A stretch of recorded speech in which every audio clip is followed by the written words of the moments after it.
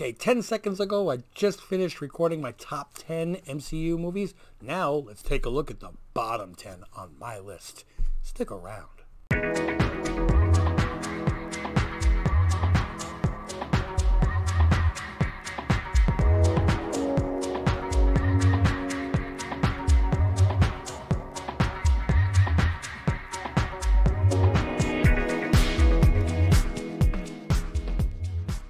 Man, oh man, I'm rolling tonight. It's actually Tuesday, but you're seeing this on Thursday, which means it's already Spider-Man Day.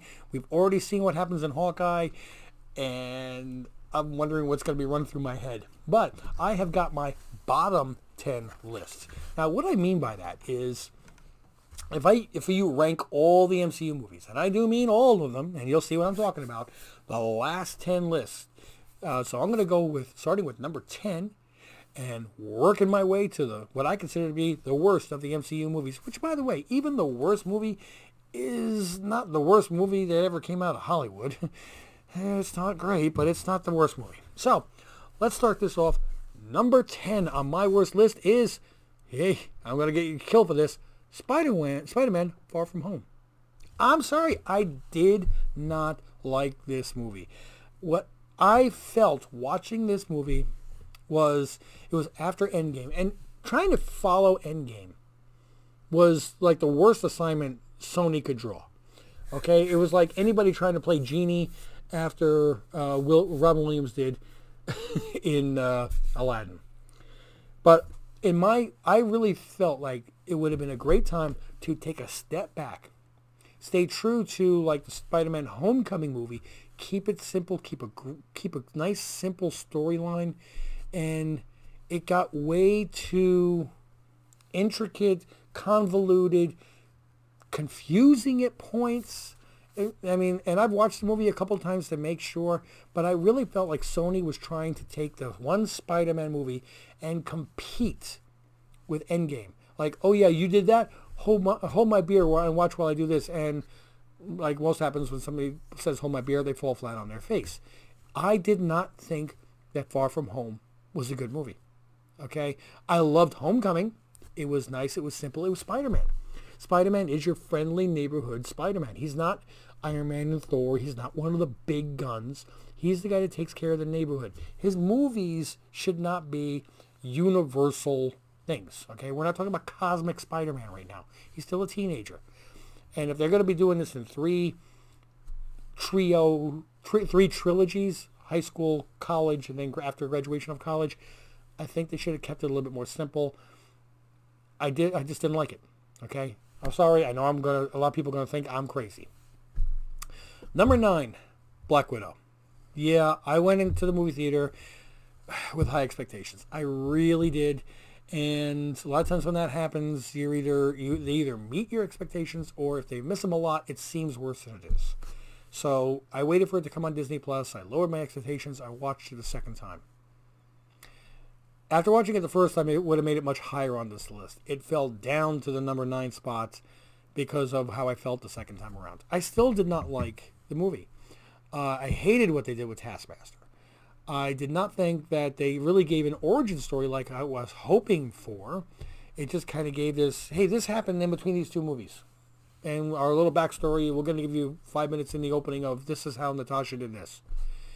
I didn't like it. I thought the father figure was way too over the top goofy. I did not like Scarlett Johansson's acting was fine. I didn't like what was written for Scarlett Johansson to do. I loved Yelena Belova. Okay, I love that. In case you haven't seen any of the series already, I'm not going to say anything. I look forward to Yelena Belova. Okay, I'll just say that. But overall, sorry, didn't like the movie. Coming in at number 8, Guardians of the Galaxy 2.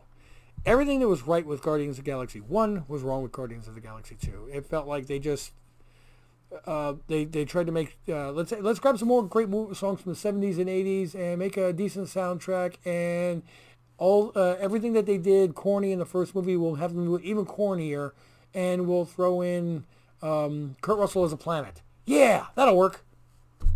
What? No, didn't like it. Sorry. There were some good parts. Loved Yondu, Adanta, the Mary Poppins line is classic. That is great. I love that. And the cameos of the different characters in the Ravager organization were really good. It leaves me hope of where they're going to go with. They could use those characters again in the future. I'd like to see that. But overall, Guardians of the Galaxy, not great. Number 7 on the list, Captain Marvel. Sorry. If any of you guys ever watch In Living Color, every time I think about Captain Marvel, when I saw it, and anytime somebody talks about it, what pops into my head is, hated it. I have no other way of describing it. It was just, I just don't like the way, I don't like the character. I don't like the way Marvel portrayed the character. And I don't think it's Brie Larson's acting, because whoever's behind the camera is seeing this and saying, yeah, good. I like it. I don't like it. So it's my opinion. Coming in at number 6, the original Thor. Throwing coffee cups on the floor and bleach blonde eyebrows. Enough said. Not a great storyline. I don't even want to spend too much time on that.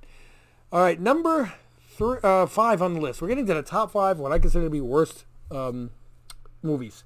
Iron Man number 3. I'll be honest, I didn't even like the first Iron Man movie that much. I thought it was okay. I did not like the end with Obadiah Stane, and people consider that to be one of the best films. I didn't like that so much. So how do you think I felt about number 3? The Iron Man no, I'm sorry. I just didn't like it. Coming at number 4, The Eternals. Now, The Eternals could have been a very good movie if it was a Disney Plus series and they gave it 6 one-hour episodes. I think it would have been amazing. But I think that they took too much information, too many characters, and shoved it into a tight movie. And they're trying to lay the foundation for stuff that's going to happen in the future, but it was rushed. It was too much compressed, and we didn't have a chance to get attached to any of the characters, really. They built this, the bad guy, the villain, just to have him just go, oh, I cut him, he's dead. What? Wait, I thought this was supposed to be some cool villain. We had him in the previews and everything else, and just, oh no, he's gone. Never mind. I didn't like it. They had the bad guys just disappearing, the good guys becoming bad guys, the makers of the bad guys, questionably bad guys, and now you're starting to question things in the past. It was too convoluted. I just, sorry. And I wanted that movie to do well, because I want the MCU to get its grounding and get moving again. And you have no idea how much I'm counting on Spider-Man and Doctor Strange to really kickstart and start moving things again. Coming in at number 3, did I mention I didn't like the Iron Man movies? Iron Man number 2. Every time I think of Iron Man 2, the only thing that pops into my head is, I want my bird. This is not my bird. I want bird. Where's my bird? Okay, it was I have to watch what I'm saying on YouTube because I don't want to get a strike or anything. It was a very poor adaptation for Whiplash. I did not like. It was a very, very poor way of trying to touch on the demon in a bottle, where Tony with alcoholism. He got drunk basically, but they didn't really touch on his alcoholism, which is a major part of Tony Stark's character in the comic books and his growth as a character. Overall, just not a good movie at all. But if we're going to get into bad movies. Now, a lot of people are going to say these last 2 should be flip-flopped. It's just me. I hated one more than the other. Coming in at number 2, the 2008 Incredible Hulk. In case you forgot, this is part of the MCU. Edward Norton's Incredible Hulk. And the only reason that this didn't make it to the number 1 spot is because it did have a couple of cute moments in it that were funny enough that I liked them. I mean, you wouldn't like me when I'm hungry. It's still, scale of 1 to 10, it's a 4. But yeah, it comes in at number 2, sorry. Which, I mean, if you know your MCU movies, you know what I've got at number 1. Thor: Dark World. Oh my God. I tried watching this movie 4 times already, trying to find anything that was redeemable, any redeemable quality about this movie. And no, this is a 2.5 to a 3. This may be one of my top 10 movies that I despise the most in total, not just the MCU. Very poorly made, and almost the reason that I almost didn't go see Ragnarok at all, because I was just like, they're ruining Thor, which is a character I really didn't care that much about in the first place when I was reading comics. It just wasn't my cup of tea. I was more of an X-Men, Spider-Man type of person, Batman a bit, but Thor, I'm like, eh. And now going back, I'm realizing all the great storylines that I missed out on. And it's good because it gives me something to read when I'm in my 50s. So that's my top or bottom 10 list, however you want to say it. And since I've got a second to talk about something else, which could be fun, how many of you guys are CGC members? Now, I don't know what tier they decide to do this, but I know when you join certain tiers, they send you a little kit, like welcome. And if you renew your membership, you also get the kit. It's like a mailing in kit. Here's the boxes, here's the bags and the bubble wrap and stuff. You get a small kit for this tier, a large kit for this tier. But another one of the things they send is, and I'm just pulling up the book just to give you an idea, they send you a sticker. Okay, and a lot of times you'll see people like make their videos or whatever, and they take their sticker and they put it on the wall or something like that. They take pride in it. Some people I've seen with a 9.8 white page sticker. It's cool. It's really cool. But I'm wondering how many people out there have gotten crappy stickers.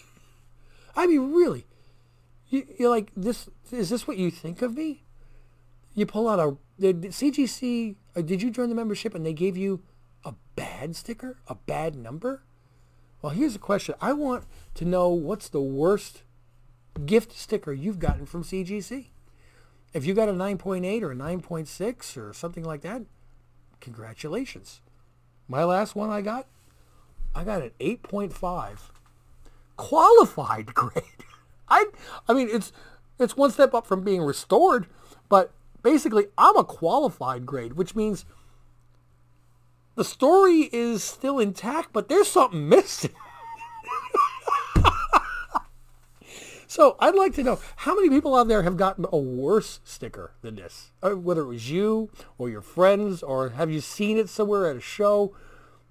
8.5 qualified. I think last year I got a 9.0 blue label, but 8.5 qualified. I'm degrading. I'm getting worse with age, according to CGC.